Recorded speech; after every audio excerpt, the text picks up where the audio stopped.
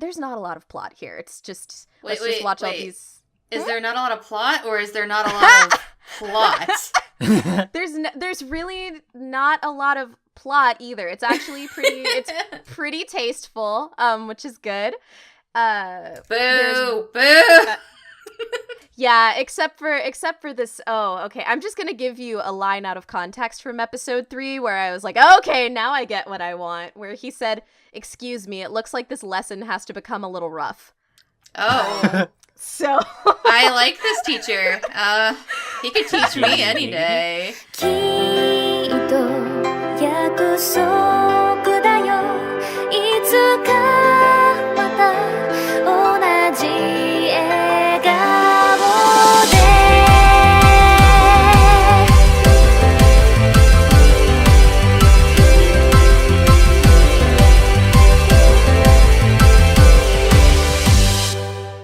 Everyone, welcome to episode 15, count it, 15 of the Annie Chat Box. Woo! Yes, we are all very excited here today. There are 3 of us here. Of course, myself, Cammie, as your hostess, and our producer / seducer, as Craig often calls her, Miss Cassie. Yo! And of course, we have our gentleman from overseas, Jonathan Joestar. Hello, everyone. Goodbye. All right, we are happy to... Goodbye. We're kicking him off the island. No! Oh, Is this because of the tanks again? Yes. It's because you did... Here's why, John. It's because you didn't bring up our social links, where we can be found at. And that includes twitter.com/theanniechatbox and email at anniechatmail@gmail.com. If you want to listen to us, you can find us at iTunes, Google Play, Stitcher, TuneIn.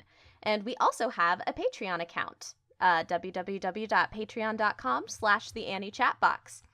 And now for a special update, we have changed our rating system. Like, gasp, everybody get excited. So we unanimously decided essentially that numerical scores just didn't work for us.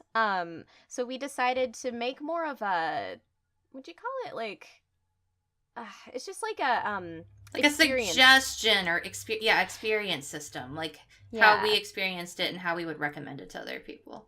Yeah, how basically on like a watch scale. So down at the bottom, our worst of the worst could be categorized under burn it. And then a step up from that is a skip it, which means this isn't, garbage fire, throw it away. You can just pass over it. And then we have check it right in the middle, give it a watch, check it out. You may or may not like it. And then we have like it, of course, which means, it was pretty dang solid. And all the way up at the top is the revered love it score. So stay tuned. In a couple more episodes, we'll be resuming reviews and you can check out the new scale. But for this episode and the next one, we are going to do our spring season impressions. And so this season, we are going to introduce you to the shows that we all chose to watch the first 3 episodes of and give a sink or swim verdict. And it's a mystery, and so you get to see what we sank, what we swam. Each host has 5 picks, so we are going to give you a quick synopsis and our verdict in a round-robin style, as we always do. Yes, indeed. So. Although I do feel like we should mention that Craig is not here, so he's not getting any of his impressions in today.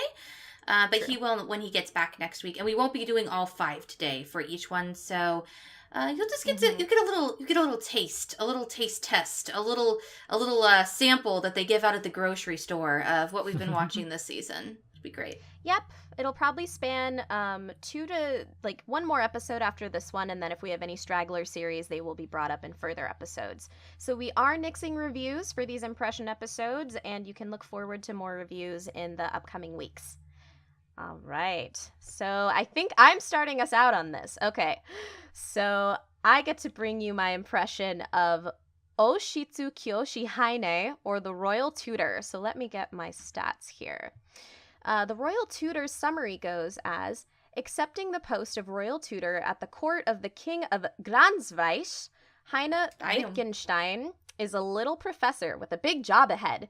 Each of the kingdom's 4 princes has a rather distinct personality. Does their diminutive new instructor have what it takes to lay down some learning? It's a comedy of educational proportions. And this anime is going to be done by Studio Bridge. Well, it is being done by Studio Bridge.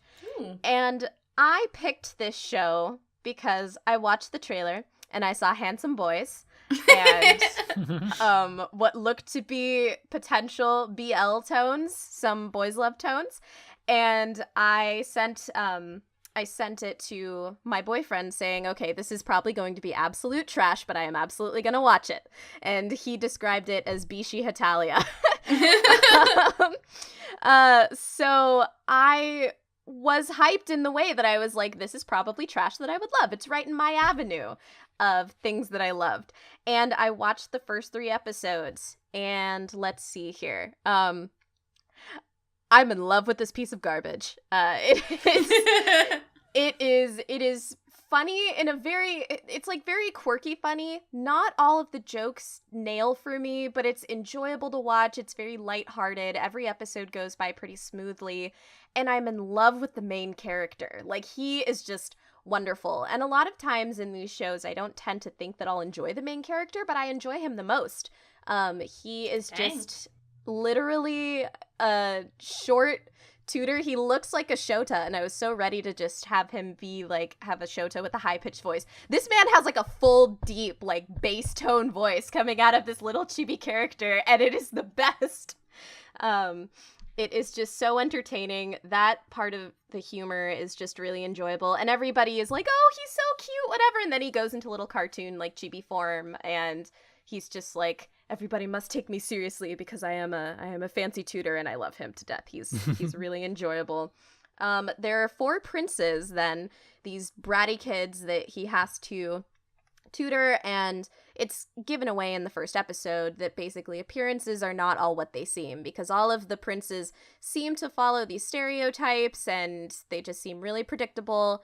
But as time goes on, you learn that there's more beyond appearances. And so he gets to know each of the princes kind of on a personal level as he starts to kind of have them reluctantly accept him because they don't want to accept him at first. And I won't give away too much about the princes as that's part of the plot. There's not a lot of plot here. It's just, let's just watch all these... Is there not a lot of plot, or is there not a lot of plot? There's really not a lot of plot either. It's actually pretty tasteful, which is good. Boo! Yeah, except for this. Oh, okay. I'm just gonna give you a line out of context from episode 3 where I was like, okay, now I get what I want. Where he said, "Excuse me, it looks like this lesson has to become a little rough." Oh. So I like this teacher. He could teach me any day. Oh, yeah, go ahead. Oh, I was just gonna say, out of context with just what you've told me, this is reminding me of Negima, and I don't know why. Some people say, I was reading some Mal forums, and people are like, this is a weird kind of mix of Negima and Ouran High School Host Club. It's very, yeah. That's a very strange one-night stand to have. It does sound right? like it. Right, but it's so fun, and maybe that's just for me, because I love pretty boys, and I like just watching characters like shoot the shit, and the animation actually is really, really pretty for this show. Like, when it goes like into comedy and it goes into like a really simplistic chibi style, like that's there, but when it wants to, it can be gorgeous. Just on an art standpoint. The other thing I was going to say about Heine Sensei, who is the one that, says that thing about this has to be a little rough. He also carries a riding crop around with him. So, hey man, I don't kink shame. It's all good. Yeah. This show is, I think it's just at about like a PG-13 scale, though it's not rated very explicit. Again, like I said, it's very lighthearted. It's fun, and I haven't heard a bad thing about it yet at all. I have to swim it. It's my piece of trash, like that cleans up really well into a little diamond. I love it. So it's that girl who always wears the like hoodies to school, and then she goes to prom and she like cleans up and swoons everybody in the room. Yeah, but she cleans up in like a way that maintains being quirky and kind of dumb, and you just find it really endearing. Yeah. Okay, so that's she cleans up, but she still wears a fedora, and you're like, really? There you go. Yes, this is the fedora anime of the spring season. Oh God, don't say that. No one's gonna watch it. Hey, I love fedoras. I man. do too. Everyone hates on fedoras. I love fedoras. So just overall, yes. I will be swimming this show. I love this show. If you're not necessarily into a lot of bishies, if you need serious plot, if you don't like maybe slight BL tones, it might not be your thing, but I'm gonna have us watch it. Did I hear BL tones? You did hear BL tones. Yes, you did. Like I said, this lesson has become a little rough. Okay. All right. That means that, John, you are up next. All right. For a couple of reasons, I am only going to be talking about two of my impressions in this episode. But yeah. First up, I am going to be talking about a series called Frame Arms Girl. The synopsis goes: Al opens a package that arrives at a doorstep. Inside the package is Gorai, a frame arms girl, which is a small robot capable of independent movement.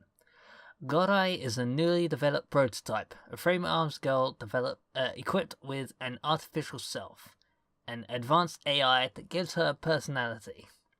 Al is the only one who has activated her. Gorai begins to gather both battle data and emotions, starting a day-to-day life with Al, who knows nothing about frame arms girls. That synopsis was provided by Anime News Network. It's a collaboration between Zex and Studio ACAT. Like a cat or... Ooh, a cat! I don't know. Just ACAT. Oh, someone didn't do their research. I don't know. They've only done 3. This is like their third thing that they've done. So. John, I'm fucking with you. I know. So why did you pick this show out of all of them? Because this one was really high, I believe, on your list. Like I think this was like your number one pick. This was my number one top pick, and I picked it because Frame Arms Girl are a line of model kits by Kotobukiya, which you actually can buy and assemble, and Gorai was the first one in the line of these kits. And seeing an anime of it with, seeing these characters come to life on screen and battle it out and stuff, because Gorai isn't the only Frame Arms Girl out there, and isn't the only one that shows up in the series. In fact, all of the Frame Arm Girls that are currently available, all but one, the one that the latest one that came out isn't going to be in the series, but all the rest of them that have come out thus far are going to be in the series. And so getting to see all of them come to life and interact with each other, as I've been adamantly collecting all of them, something I was really looking forward to, and so I was really hyped about it. There was also a couple of other reasons why I had high hopes for the series. High hopes but low expectations, in all honesty.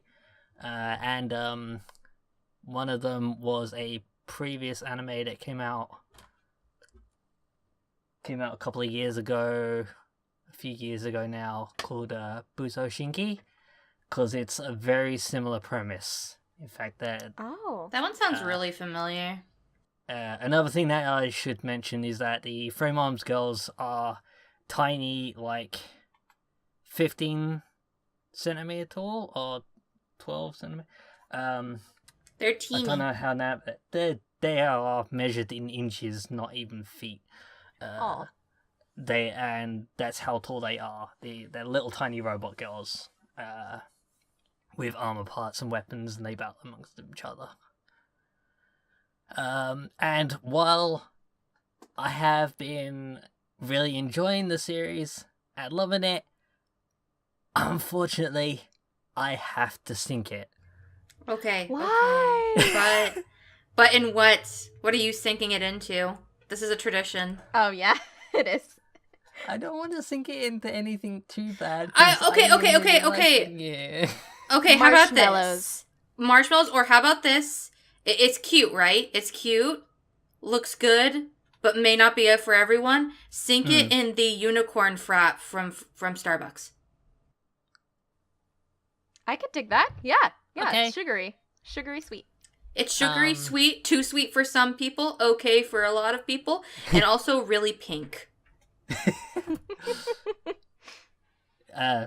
Speaking of very pink, there has not been a single male character in the series thus far. That's interesting. Whoa. Okay, so I gotta ask. I know that you already sank it, but I gotta ask this: is it kind of like Build Fighters, but with action figure girls? Because that would make me so happy. There is a bit of that in there, actually. Why isn't that the entire show? That would be amazing. Just a bunch of girls building action figures together that fight each other like Barbie dolls. That'd be amazing. The thing is, the only one we actually see get put together, and her base figure is already put together in the box, apparently, and she was just had to put her armor parts together, was Kirei herself, although we see them make a couple of repairs on some of the other girls. There's only one other human character that's shown up thus far, and we haven't actually seen if she has any Free Moms girls. All the Free Moms girls keep on getting delivered to Owl's doorstep. How convenient. Because for some reason, Owl's Kirei was the only one that activated out of all the sample ones that got sent out. And so, in order to get enough test data and sample data from this one functioning Kirei out there, they have to send as many Free Moms girls to her to have them all battle against us so that they can get as much data as possible. And I don't know. I just want one of them to jump into one of those Barbie cars and spin out in all their beautiful CG glory. Yes. One does play have a rodeo ride on a out of control Roomba, if that counts. That sounds amazing. Close, Roomba but no ride. cigar.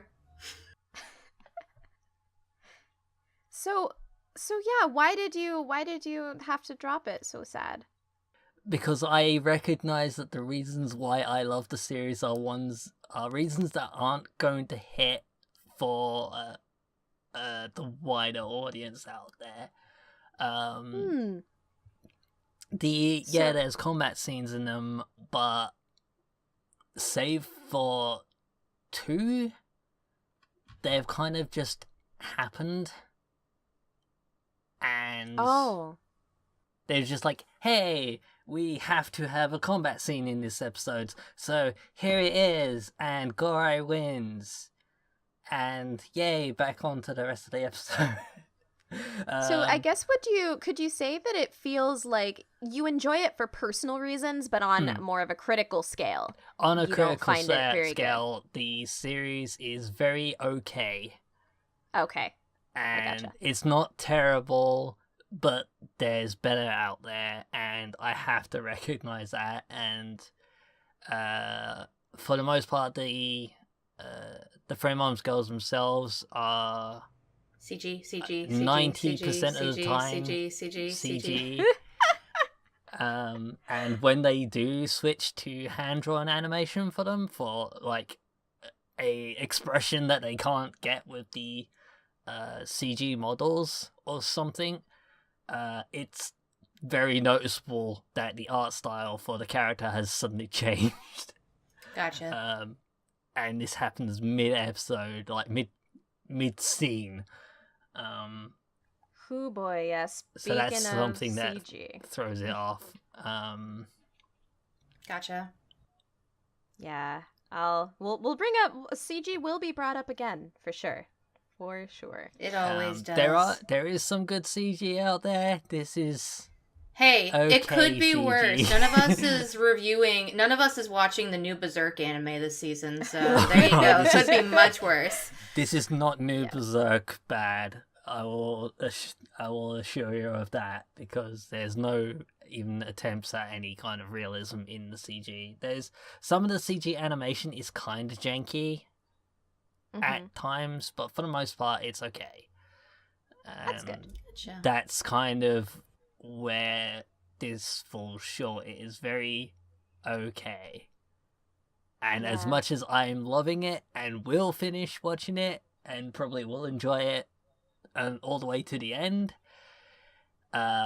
if the premise of these tiny robot girls fighting and hijinks ensues as they interact and meet up appeals to you at all, maybe give it a try.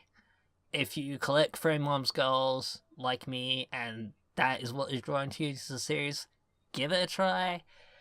If you want an action scene, if you want action anime, look elsewhere.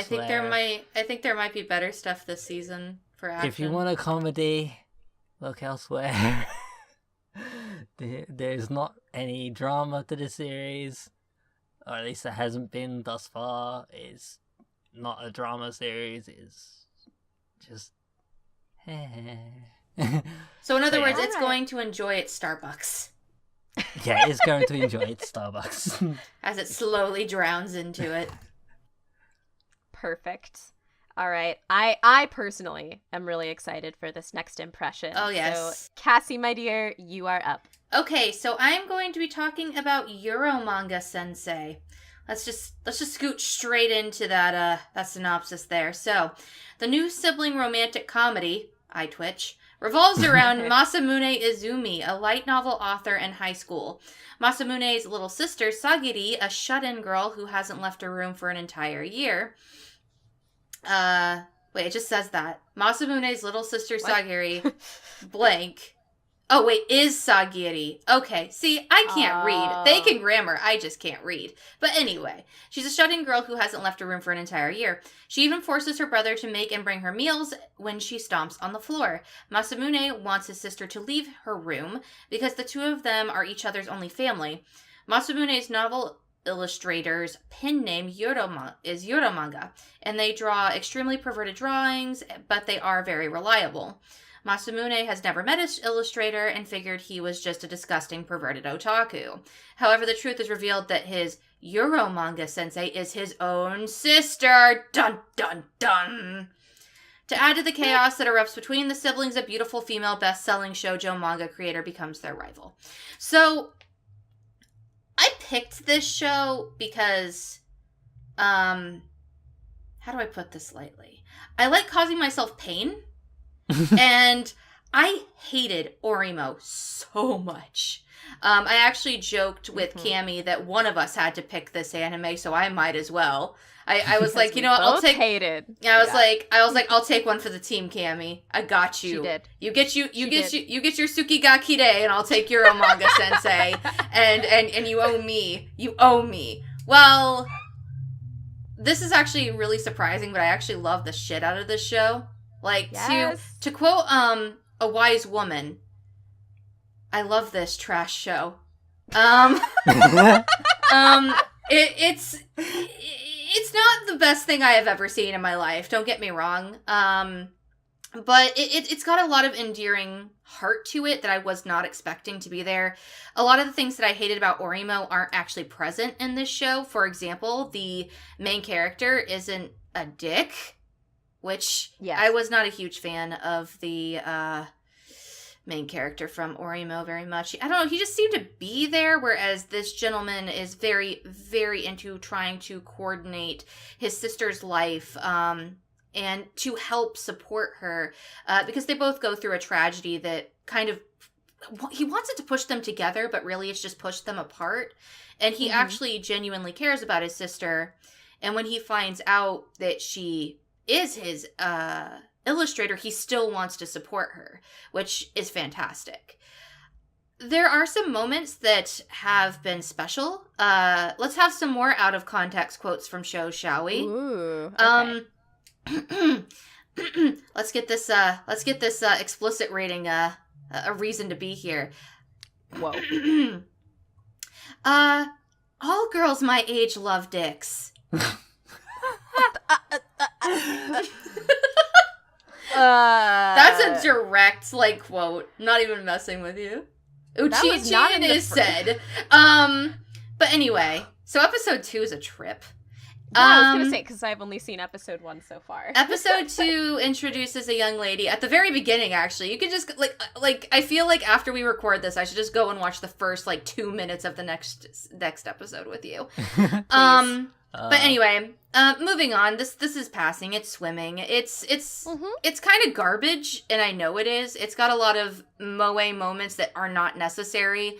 Especially in episode 3, there were some close-ups of the sisters' assets, as it were, that were not really necessary. But those are okay in comparison to the lovely little touches of sentimentality that I wasn't expecting to be there. This is especially present in episode 1 and also in episode 3. They really drive home what it's like to be a content creator and how good it feels when people love your stuff. And there is a scene in episode 3 that I really loved that I'm not going to spoil completely, but one character who is also a content creator talks to Masamune, who's of course the main character who writes, and she asks him, "Why did you become a fan of mine?" And he gives her a very honest answer, and it really got to me a little. Nice. Also, the rival character is very, very so you'll love her. I will love her. She has yet to go yet. I'm waiting, but she has that personality. Sweet. And she is the rival character who wants Eromanga Sensei to be her illustrator instead. So she's an Joe-san. Yes, basically. She is a very talented young woman who writes things the way that she wants to write them.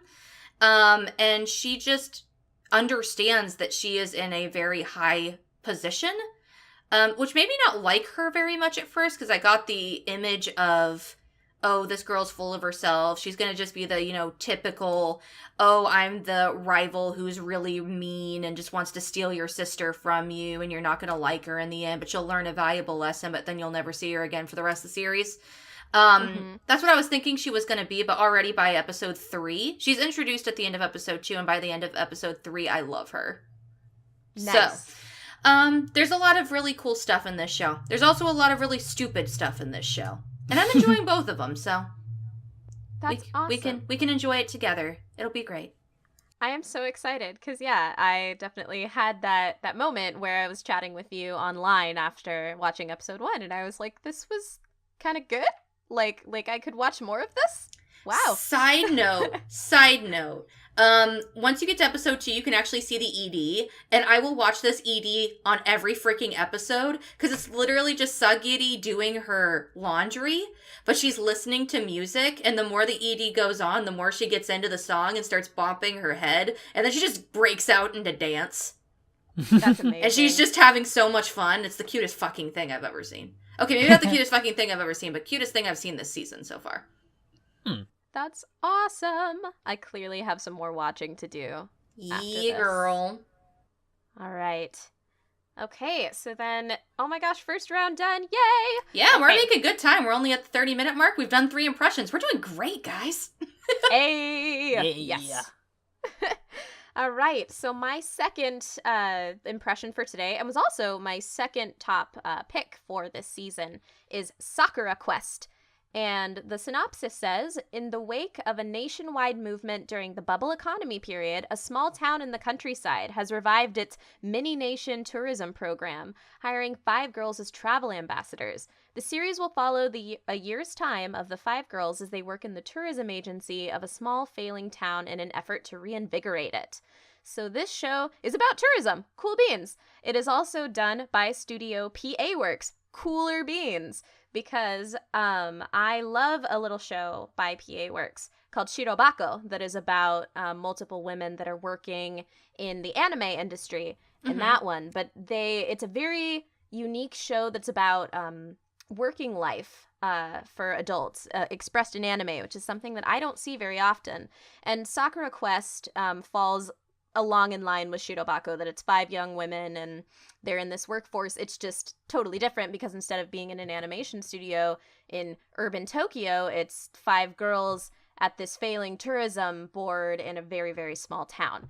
So the context is highly different, but it's actually then a little closer to another show by PA Works, Hanasaku Iroha, about working at an inn on the countryside. And PA Works has noted that Sakura Quest is the 3rd in their quote-unquote working series. So that includes Shirobako and Hanasaku Iroha. And as I enjoyed both of those previous shows a lot, I was pretty excited for Sakura Quest. The lead girl also, she has pink hair. She looks a lot like the lead in Shirobako. So kind of from right there, I was like, all right, I'm sold. Get me on it. Does she like donuts? She does not like Don Donuts. It makes me sad. Oh. She wears a crown a lot, which is kind of cool. Which is kind of shaped like a donut. You know? Oh my gosh. It's all coming together. Yes. So yeah, in the trailer, there was definitely some interesting scenes, like this girl wearing a crown and a giant lizard, which I will get into.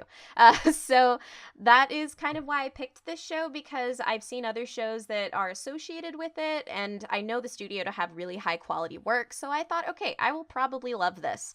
There is something that I do really like about seeing anime characters that are kind of in a similar place where I am right now, like young and taking on the workforce, but like you're not really sure maybe what you want to do. And especially this show now for me, as I'm about to move somewhere completely new, our main character goes from Tokyo to this little town she's never been to. And so that resonates with me a bit. So I think I can appreciate a lot of that. And I, so far, after 3 episodes, I think it's a bit more slow moving than Shirobako for me or Hanasaku Iroha. And again, it might just be the context of a tourism agency and like a small town that's like, we're a micronation. And it's just, yeah, it's a little hard to get into. But the characters that are being introduced are pretty enjoyable. I like our main lead. And I see it being one of the very solid quality shows of the season. So it's definitely going to swim. Awesome. Yeah. I am looking forward to it. And I think alongside those other 2 shows, the more that I get to know all of the characters, the more that I'll start to love them. So it's just kind of a slow rolling train that will eventually speed down the tracks. You know what this reminds me of? When you talked about Akka last season. I haven't even finished Akka yet, but we'll get back to that. Finish it in time for the review. We will be reviewing it at some point. Watch it. We get to the day where like Akka has to be reviewed, and I think I'm like, is it just me who's reviewing that with you, or was it me and John? I can't remember, but it's just gonna be like the day comes where we have to review Akka, and you're like, oh no, I can't be here. It's definitely not as slow as Akka. Stay tuned for things that are as slow as Akka later, but I think it's just not super exciting out the floodgate. Okay. Yeah. It's a slice of life too, from what I can tell. So that's kind of to be expected, I would assume. Yeah, it is definitely slice of life. And what I tend to love about these shows, slice of life, is that they're like, you know how there's like cutesy slice of life, and it's these cute situations that you yourself would never really get into. You're not going to run down the street going, oh no, I'm late for school, with like bread in your mouth. I'm going to do it tomorrow. Just to prove me wrong, of course. I will film it to you and send it on Snapchat. Snapchat, yes. But in this show, it's real things that, for me personally, like, I can relate to. One of my favorite scenes in the first episode is that our main lead is trying to get back to Tokyo. It's night, and she is like, she runs out and is trying to escape, and then she gets on this bus, and she's like, get me back to Tokyo! And then the bus driver's like, oh, we can't. She's like, no, I insist. There's this guy on the bus, and he makes this really weird pun, but he just basically starts talking, like, really crazy about, like, a monster having to have nose hairs or something based off of something she said. And he is like wearing this poncho and he has a little like minstrel guitar and he's just the weirdest guy. And you see her face and she's just like, what the fuck? And she slowly like backs away and gets off the bus. I was like, if that is not me on the Max or on a public bus all the time.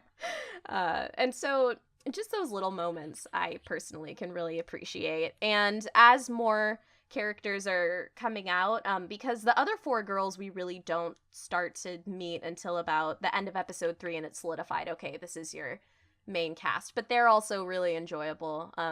There's a moment with a bug in somebody's house that, Cassie, I think you will really appreciate. Oh, yeah. Oh, yeah. But it's good humor, so I won't give it away. I think that it definitely swims. I think that the show can also appeal to a lot of different people. I've seen a lot of reviewers that are really loving it this season. So good. I'm excited for us to watch it. Watch like every show for this season pass except Frame Arms Girl.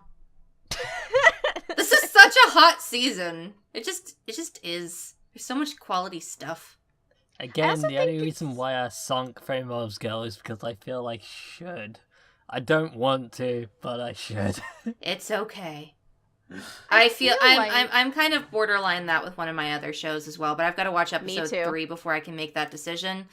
Which actually is something I'm going to talk about here in a little bit, but more on that later. Oh my gosh. No, I feel you. And especially then in that regard, I feel like a lot of this season is like things that like aren't necessarily out the wrench like amazing, but I feel like there's a really, really good amount of shows that are like this is they weird may not potential. Be perfect, but yeah, they have potential. There's something underlying that makes them pretty solid. And I haven't seen that in an anime season in a while since I started like thinking critically. So it's pretty cool. Spring 2017, baby. Spring 2017. It makes you think. All right, John, what you got for us? All right, so my second anime for impressions this season is a series called Zero Kara Hajimeru Mahou no Sho, or Grimoire of Zero. That sounds so much shorter when you put it in English. Right? Yeah, I don't think that's actually what it translates into. Oh no, I'm just making a joke. Do you remember Erase title? It was like a million things long, and then they just translated it to, yeah, it sounds like Erase, let's go. So the synopsis goes, Zero is a witch who is ignorant of the world and travels with a half-beast, half-human mercenary who longs to be human. Yeah. Oh man.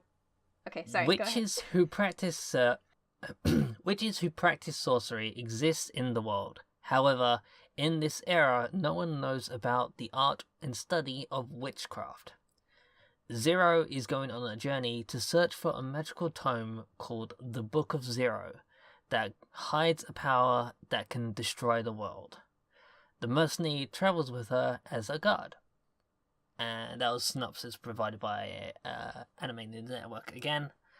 It's by White Fox, and the original source is a light novel published by Dengeki Bunko, much like Sword Art Online, and a certain magical index, and Shakugan no Shana. So there's a bit of a pedigree behind it.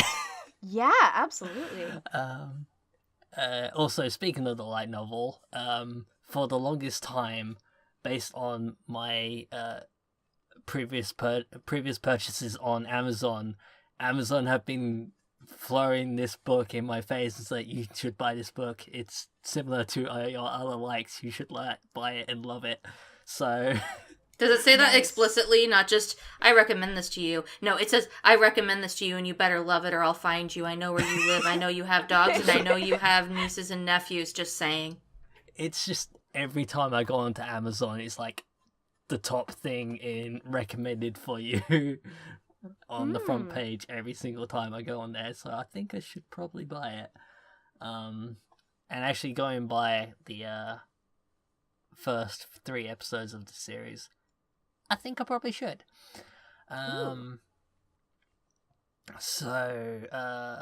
Yeah, there was a good few things behind it to catch my interest about this series and make me want to watch it.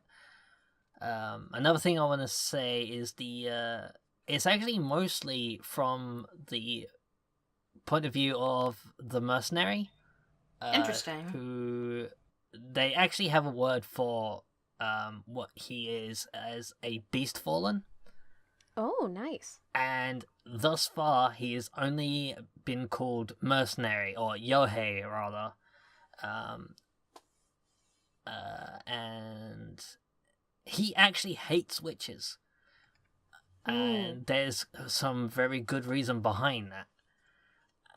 But upon meeting Zero, and he ends up very quickly learning, okay, not all witches are evil, as the church makes them out to be. It's just there tends to be a lot of them that are after my head for reasons. So, not all are evil, but some are. So I'm still going to be on guard. So far, it's been really fun and really cute at moments, but also really cool. That's a good mix of qualities, to be honest. Sorry? How nice is the just the fantasy environment? Does it feel really like does it feel all together, or does it feel kind of like they're just throwing around like, oh yeah, this is a fantasy world? Or does it really feel like a real world with like complex, like, you know, kind of how ReZero's world I thought was pretty fleshed out? Do you feel like its world is fleshed out, or is it is it immersive? Yeah, at the start of every episode, they have these, like, a short sort of synopsis about this particular subject. Like, the whole thing about, there's a difference between sorcery and witchcraft, and the knowledge of sorcery is widespread, but witchcraft is not very well known. That gets explained in this little synopsis at the start of episode 2. Episode 3 at the start explains why Beast Fallen are looked down upon themselves, both by and often end up getting attacked by both humans and witches. Nice. John, but have you ever? Oh, go ahead. But also why you do have some humans which tolerate Beast Fallen, or like respect them, but also kind of on edge around them a little, if you get what I mean.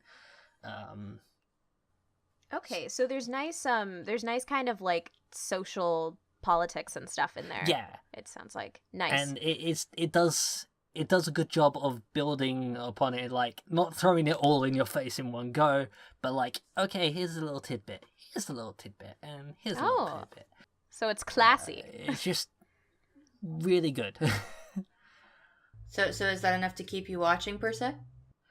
It is more than enough to keep me watching, and if it's not already clear, this one is swimming. Oh, yay! Cool. We're having so many less dips in Frappuccino today. That's true. I'll be honest, yeah, I mean, that one, it's not even really a genre that I go into often, but there's something really, like, almost just kind of magical that makes me want to check it out. So there's all the interactions between Zero and Mercenary are also really cute. I'm excited. I have to choose whether I'm going to call him Mercenary or Yohei, because I keep switching back and forth between the two. Hey, it's okay. You explain both, so it's alright. I get very big Boy and the Beast feels from it. That's what I was gonna ask. Ah! There is a bit of that. There is very much a bit of that. Gotcha. Well, I'm looking forward to seeing more of this one. Me too. Maybe it was pretty high on all of our lists, actually, to be fair. Maybe that'll be one that all 4 of us end up reviewing if we convince Craig. It probably would not be very hard to convince Craig of anything. It's like, Craig, do the thing. No. Craig, do the thing. No. Craig, do the thing. Okay, fine. That's just how Craig works. So I guess it's my turn? Yes. So I am determined to find a common link between all of our anime. So the first round was the theme of I love this trash anime. Whether you passed or failed it, that was the theme of the first round. And the second round is the last one to have a theme, because it's the only one all of us have 3 anime. So, what do you get when you take slice of life and fantasy and put it together? You get Alice to Zoroku. Yeah, see what I did? Bam. Great work. It's also similar to my pick in that you got the grumpy old man, knowledgeable guy and a tiny, powerful but otherwise ignorant little girl. There you go. Look at this. Similarities. They aren't working though. I mean, it kind of. I don't know. Anyway, I was clever. That's the point I'm making. Anyway, let's move on, shall we? So, Alice to Zoroku is the story centers on a little girl called Sana, who is one of the children that holds the powers of Alice's dream, an ability that enables her to materialize anything she imagines. After escaping a lab where she was a test subject, Sana ends up in a normal world where she encounters an old man named Zoroku, but will he help her? Very quick synopsis, thanks, my anime list. So basically, it's expanded on over the several episodes that Sana is a very powerful young lady, but you don't really get a full grasp of that until around episode 3.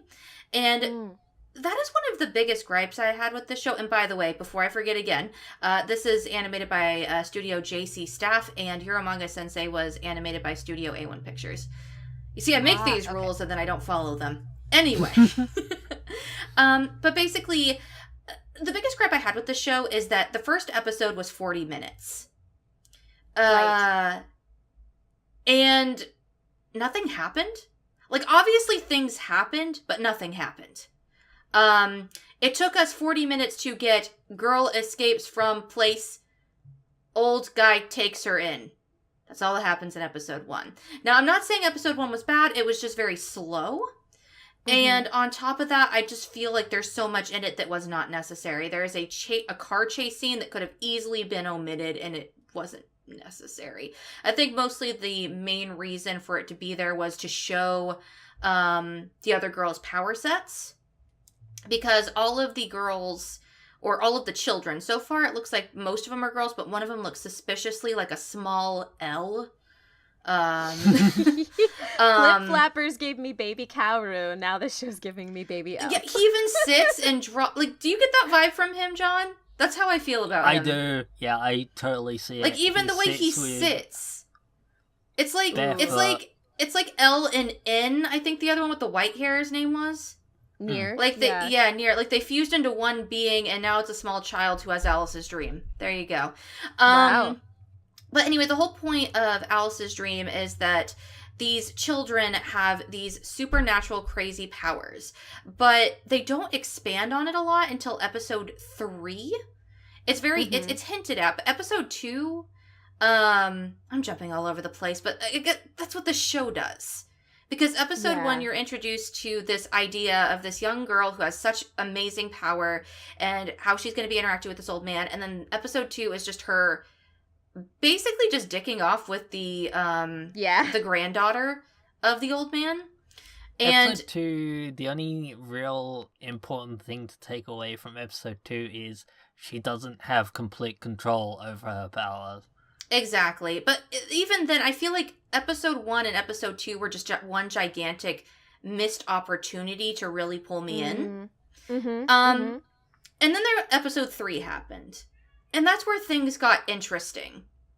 Because I finally am introduced to a character who wants Sana's power. And we're also more bluntly introduced to how terrifying Sana can be.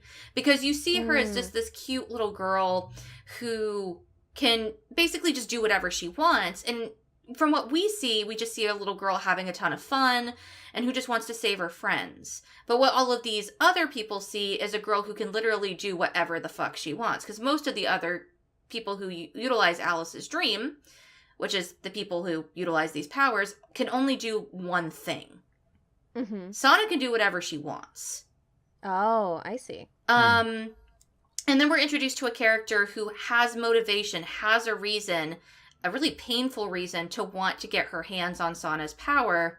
And she is the most interesting character, and we've only got to see her in episode 3.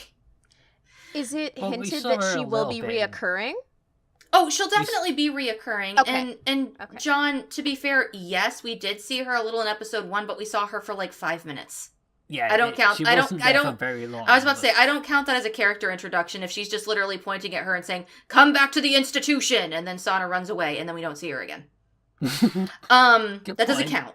I'm sorry. In Cassie's rulebook, that doesn't count. So I am going to swim this for one reason. Oh. And one reason alone is because this is reminding me so much of Madoka Magica. And I freaking love Madoka Magica. The first two episodes, I've seen it, especially with the character that you're referring to with this. Right. So the first 2 episodes of Madoka Magica, I was very And the only thing that kept me going was the fact that it was a magical girl show. And then episode 3 happened, and then, well, we all know how that goes. And it actually made me show that there's a lot more of, like, a darker side to this entire show. That's basically what's happening in Alice to Zoroku as well, and I'm hoping to God it doesn't freaking let me down. So I find it actually really fascinating, too, that when you, like, at least from what I gather, when we initially talked about what you were looking forward to in the show, it was more that it would just be kind of a sweet slice of life rather than being, like, dark and gritty stuff, right? But then that's cool that it's ended up being more dark and gritty and it's still engaging. Like, that's kind of neat. And we still get the slice of life elements. I am kind of sad that I wish this was just about a little girl and an old man, a grumpy old man. I really do. And that's where it's kind of disappointing for me. But some of the things that they dealt with in episode 3 alone, especially because there were a few things in it specifically that spoke to me, particularly being that there's a nod to what it's like to be in a military family, and when you get that knock at the door you never want to get. And maybe that's just my own sentimentality talking. But it's nice to see... Also, it's nice to see... How do I put this? It's nice to see a different point of view than just a Japanese point of view. Because there is a girl in this who was part of the Marine Corps. And without going too much into her story, she embraces Japanese culture, and she embraced Japanese culture with her husband. And that really utilizes how she is able to really tap into this Alice's dream thing. Because other than her, and this is why she's so interesting, other than her, all of the people to utilize Alice's dream are children. Right. So I'm interested in her. And their powers were established as children. Yeah, exactly. Whereas hers was triggered by emotional duress. So I find that interesting, and I want to see where it goes. Okay. That's why I'm saying, kind of, I'm like, passing it, because I enjoy a lot of things, but episode 2 really rubbed me the wrong way, but I'm hoping that it's just another one of those things where it's like, we want to give you the impression that this is going to be happy and fun, but in reality, life is not that fun.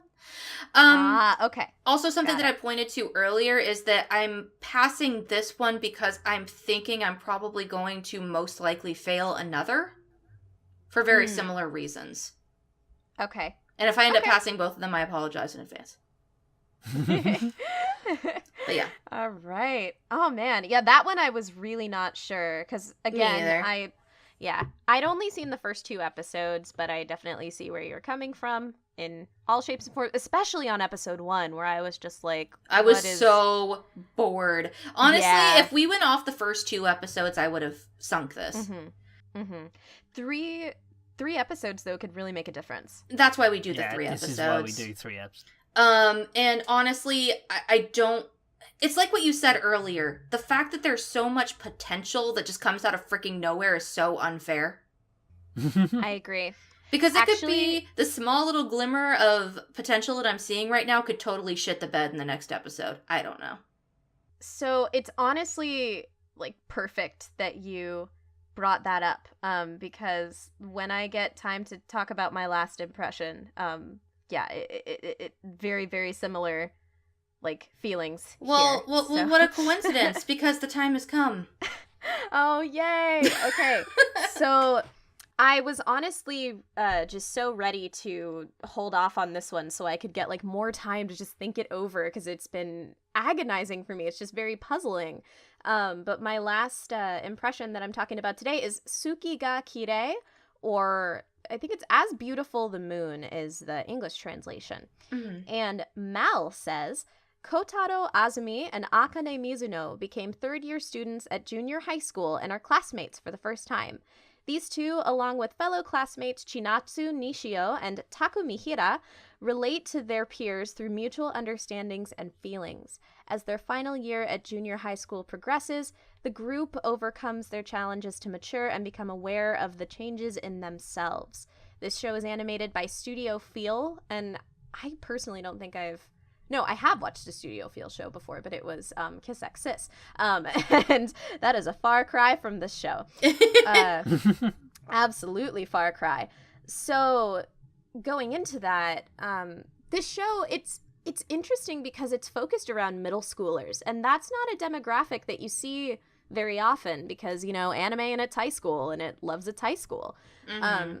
So that is unique. And this show also does a really good job of accenting, like, the subtleties of being in high school, or not in high school, being in middle school, and how you kind of view yourself, how you view yourself around everyone else, having, like, feelings for someone, a crush. This is definitely a romance show, but then on that other coin, it is slow as hell. And that is me talking, and Cassie and John know this more than listeners, obviously, but, like, I am always the person that will advocate for a slow show and, really dig into those feelings and just, pile through it and be like, this is good. But this show is so slow. Like, oh my god. And it just, the first episode, like, these characters, I don't think they even said, like, an actual word to each other. There was a lot of are, and, like, looking at each other. Oh, no. And then, oh my god. And it, and then they have these interesting character quirks. They're both pretty quiet kids. The girl is on a track team, but she's really, really shy. She actually, like, it's cute. She has a little, you can tell she has some sort of, like, social anxiety, because whenever she gets nervous, she has this little plush thing that to me looked like a sprout, but then later in another episode, it's like, oh, it's your potato. And I was like, well, fuck, I didn't think that was a potato, but okay. So just a little squeezy thing that she, like, grabs and just kind of fiddles with, and that's kind of her telltale sign that she's anxious. And then the boy who I like a little more than our female lead, he's just a really quiet, like, bookwormish kid, and even when he's giving his inner monologues, he likes to quote this author, Dazai Osamu, so, like, very famous author, but not one that, I grew up with. But he's always like, Dazai once said blah, blah, blah, blah to, like, describe his life. Like, he's cute. He's a little, like, quiet, artsy kid. But he also doesn't talk. They don't talk a lot.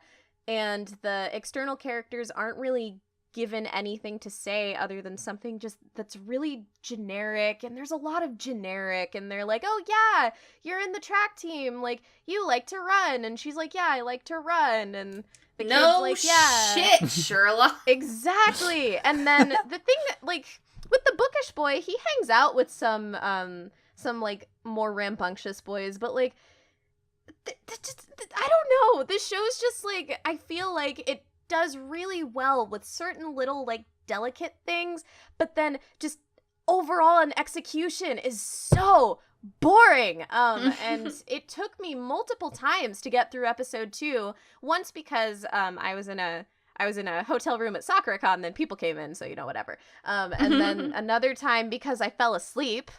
And then, because of the show, or because you were tired?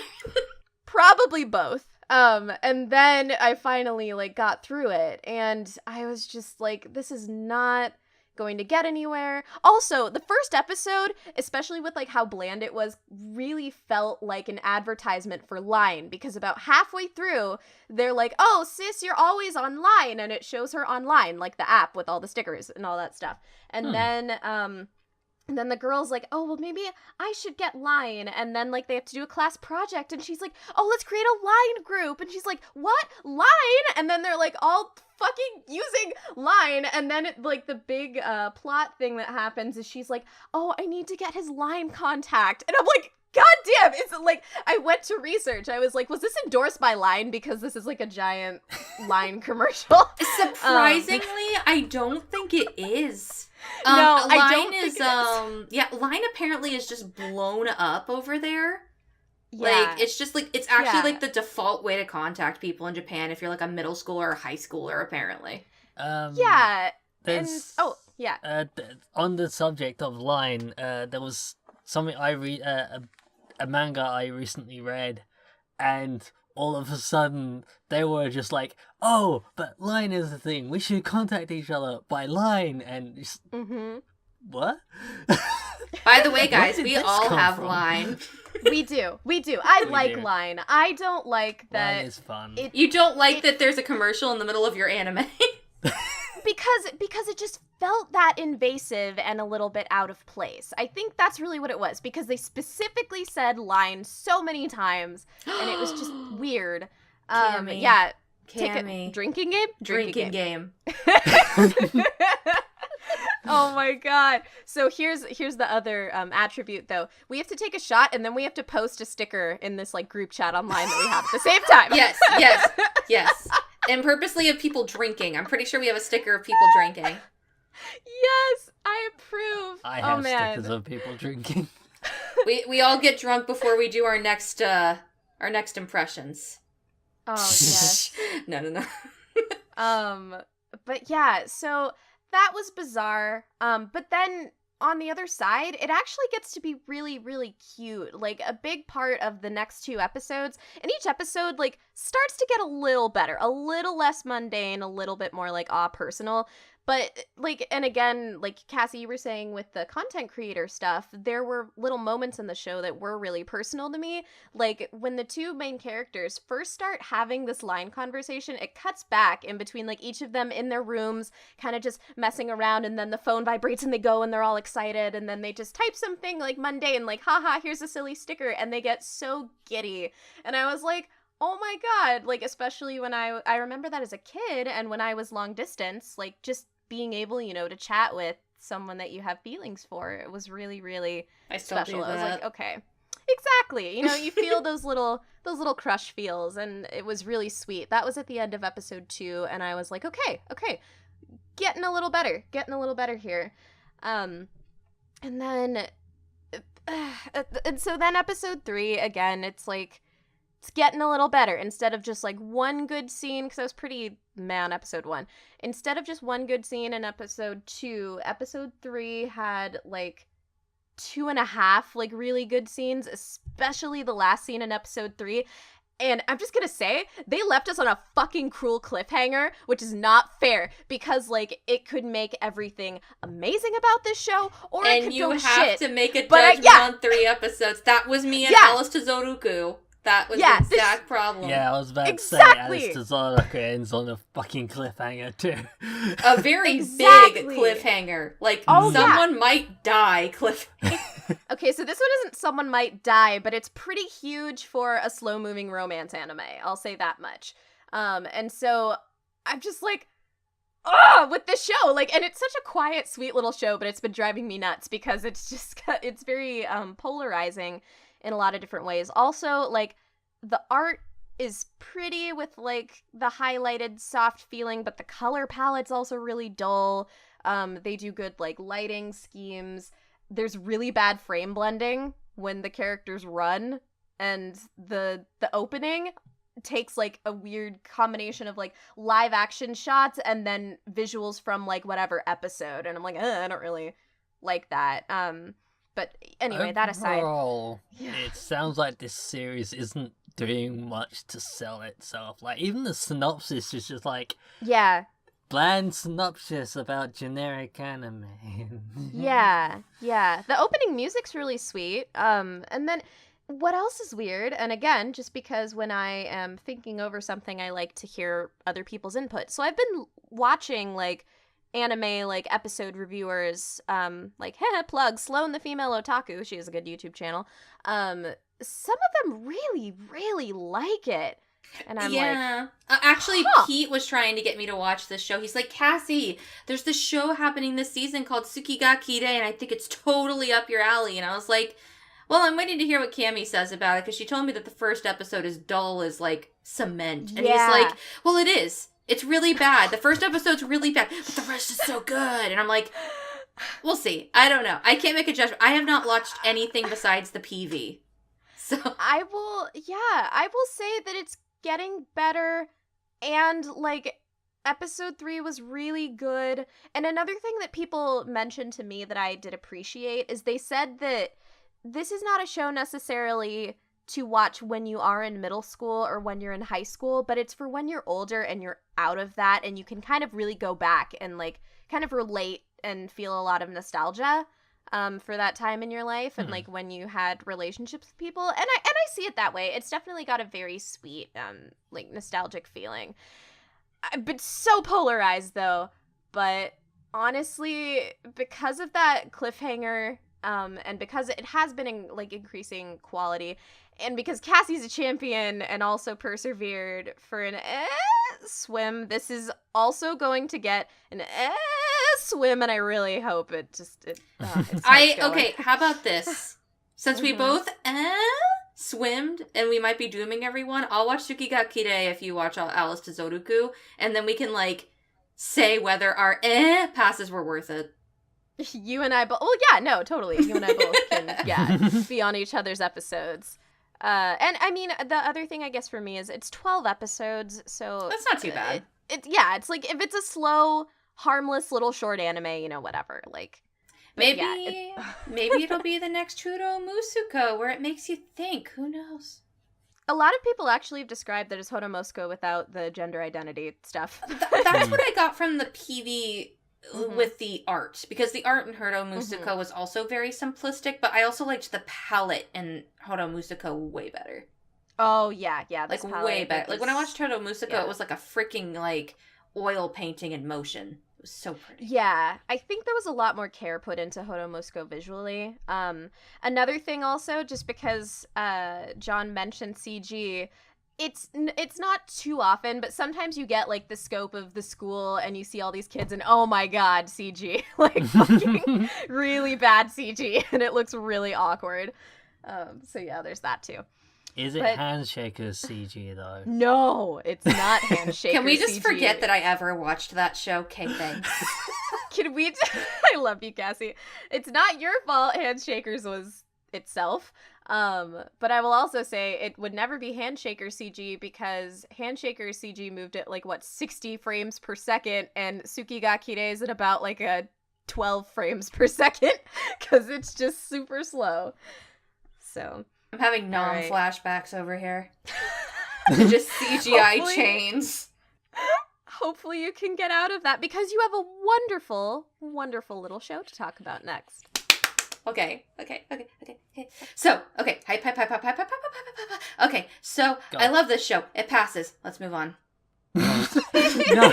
Just kidding. So, I got My Hero Academia Season 2, which I'm going to go ahead and nab the Season 1 synopsis, just in case you've never seen Season 1 of My Hero Academia, and what are you doing with your life, Cammy?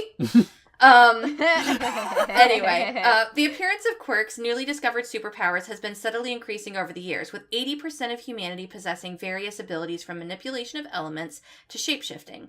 This leaves the remainder of the world completely powerless, and Izuku Midoriya is one such individual. Since he was a child, the ambitious middle schooler has wanted nothing more than to be a hero. Izuku's unfair fate leaves him admiring heroes and taking notes on them whenever he can, but it seems that his persistence has borne some fruit.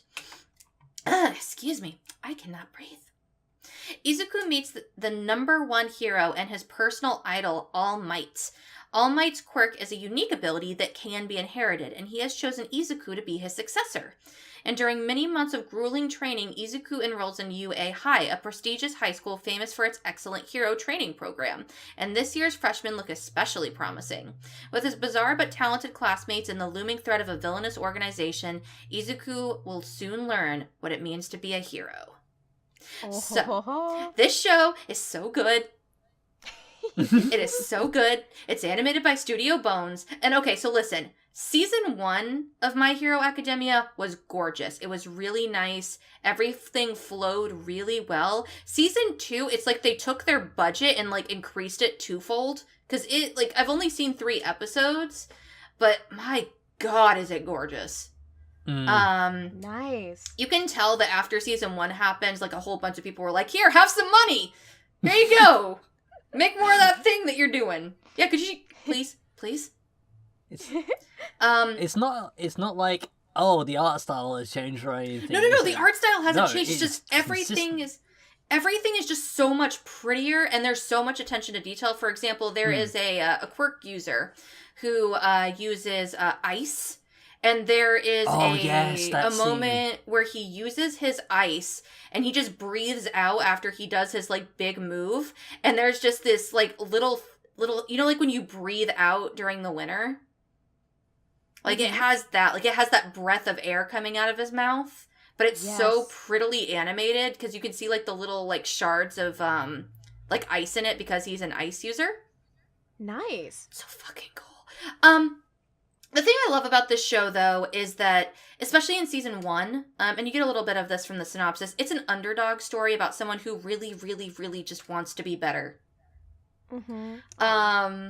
He's not, and this is a shonen show, and I'm typically very, very, very picky about shonen, which is hilarious, because most of my favorite shows these days are shonen titles. I don't know what I'm doing with my life. But he's not particularly talented. Even when he does get the quirk, it's not something that, you know, like in a lot of shows where it's just like, oh, here is this amazing thing that you can do now, and then they're suddenly OP. You know, he, like, at the end of season 1, he still can't fully control his power. Not even close. And the thing about his power is that because he's taking in all of this strength, because that's basically what All Might's power is that he has this intense strength. And Izuku's this tiny little boy. So, to quote it, it's just like, itty bitty living space. Phenomenal cosmic powers. Itty bitty living space. Basically. So when he tries to use these powers in season 1, and I won't consider this a spoiler, because it's like evident in episode 2 of season 1 that came out over a year or so ago, it literally breaks his bones to use it. So he has to get smart about how he uses it. There is a particular episode where he has to find a way to use his power, because if he doesn't, he's not going to be able to score on like a test that a teacher gives him, and he could get expelled. So he has to focus all of his like power into one finger, so he just snaps one finger instead of his entire arm. Yeah, because he also had the teacher saying, by the way, if you leave yourself completely useless after this, you're gone. Fail. Yeah, you fail. So he had to find a way to, you know, utilize his power in a way that he doesn't know how, and somehow get through it. In addition to Izuku, who is amazing, you have a wonderful cast of characters, and that's just a wonderful thing. You have a full classroom of characters that are all crazy and weird, which in a lot of TV shows, especially revolving around a high school, you've got the main character who sits in the back by the window, which I don't think Izuku does. And then like there's like a couple people in the class who of course will walk up to him, but most of them are faceless background characters. Everyone in this show is important. Nice. There's a few characters that so far have been a bit more prevalent than others. Well, of course. But that's going to happen. There's just that big a cast. But they are... everyone had their moment in the spotlight where like, no, this is me and this is my thing. And, yeah. And some of them I wonder how they got into UA in the first place, but maybe we'll do that later. But essentially, My Hero Academia Season 1 left off in a way that there was this, of course, evil in the background that's brewing. And basically season 2 picks up from where it left off, where that's still going on the side, but we don't know where it's going to go. But it's more focused currently on their school life, which essentially the beginning of season 2 is one gigantic, like, Olympics competition. It's a sports festival, but they actually say because of this, this actually overshadows the Olympics now. Yeah, so the Olympics are essentially null and void because this exists. So is that going to turn into like a tournament arc? Because it basically is. Cool. That's basically what it is. Sweet. And it's really setting up Izuku to have to, at the very beginning of the season, find a way to utilize his powers and make himself better. Because one of the things that, and this is going to be the last thing I point out, because this show passes with a million colors, and the less I say, the better. But one of the things that All Might points out to Izuku, because the thing you find out in season 1 is that the reason he passed on his power to Izuku in the first place is because he can't use it anymore. The problem is he that can use it is diminishing. Right. So, and it's going to get to the point where he can't use it anymore, and he is like the symbol of peace. He's the one who's keeping all of these villains at bay. Because he exists, there is harmony. And and he wants Izuku to become this new superhero, essentially.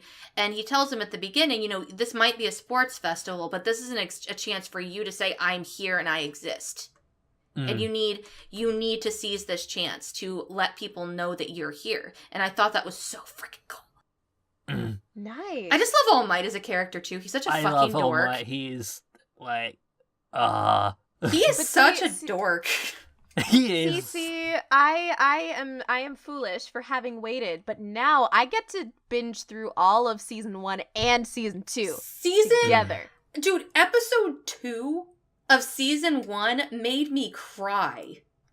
I was so messed up because all Izuku wants is for someone to let him know that he can do it.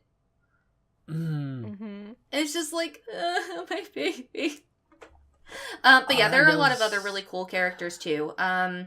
He has and there's also interesting characters, not just because they're interesting, but because you never would think they're heroes. There's a Bakugo, who you would think would be a freaking super villain with how he's being built up, but he wants to help people just as much as everyone else. He just also thinks he's hot shit. Yeah. And he hates Izuku, which is an interesting dynamic that you don't see in a lot of shows. Nicknames him Deku, which means useless or something. A useless person. Yeah, and that's another thing that I found really cute, because my favorite character in the show is Uraraka, who is an ability user who basically she can throw off gravity. So anything she touches, she can remove the gravity from it. What's really cute about her is if she uses it too much, she literally throws off her own center of balance and basically throws up. Now, is she the one that I got you the keychain of? Yes. Sweet. Yes. Okay, good. I got it right. I love her so much. But one of the things that I love about her from season 1 is that Izuku Midoriya is his name, but he's often referred to as Deku. And he got that nickname from Bakugo, who bullied him. And Deku basically means useless. But Uraraka comes up and says, no, Deku means you can do it. Like, she gives him this whole new meaning to his name, so now he can start feeling better about his nickname. And, like, everybody starts calling him Deku at that point, and he actually feels good about it. And I'm like, You're just like, my emotions are doing things. But I don't want to ruin anything else about the show. Most of the things that I've talked about are from season 1 and very early in season 1, particularly episodes 1 through 4. So I won't consider them huge spoilers, but just watch this show, guys. Just watch the show. Go back and watch season 1, and then join us when we talk about season 2. And it'll be great. Beautifully said. Can I just say that we went through 8 shows and only dropped 1?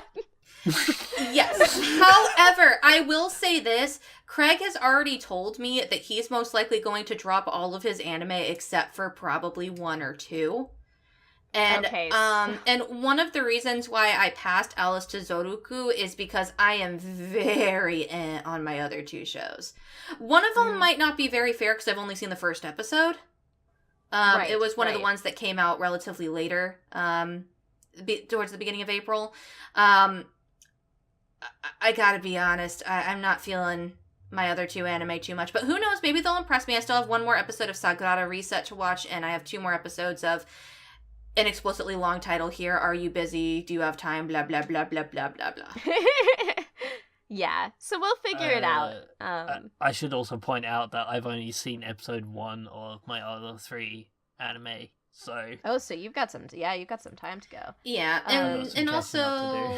And technically, John only passed 1 anime, and we passed all of ours, I believe.